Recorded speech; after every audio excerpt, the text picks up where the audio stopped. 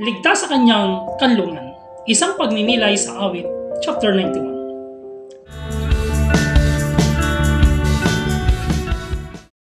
Ligtas sa kanilang kanlungan. Kapag ang bagyo ay humahampas at ang hangin ay malakas, madali tayong lamunin ng takot. Nag-aalala tayo para sa ating tahanan, pamilya at kaligtasan. Ngunit pinapaalala sa atin na ang awit 91 na kahit sa gitna ng malakas na unos, ang Diyos ang ating pinaka-matatag na kanlungan. Ang nananatili sa lilim na dako ng kataas-taasan ay mananatili sa lilim ng makapangyarihan sa lahat. Awit 91 verse 1. Hindi lamang ito magandang tula, ito ay pangako. Kapag tayo ay nananatiling malapit sa Diyos, siya mismo ang ating tahanan.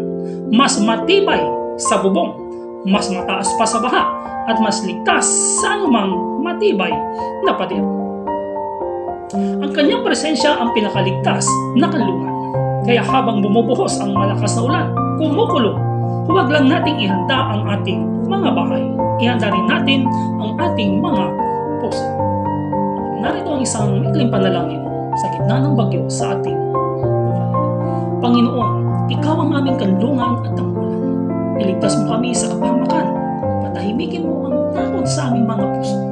At ipalaala mo na ang iyong presensya ang pinakaligtas na lugar para sa amin. Sa pangalan ni Jesus.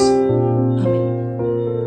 Ang bagyo ay lilipas, ngunit ang proteksyon ng Diyos ay hindi kukupas. Ito'y magpawalang hanggan.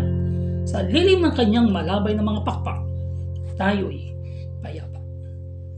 Sumaatin ang pagpapalang higit sa lahat.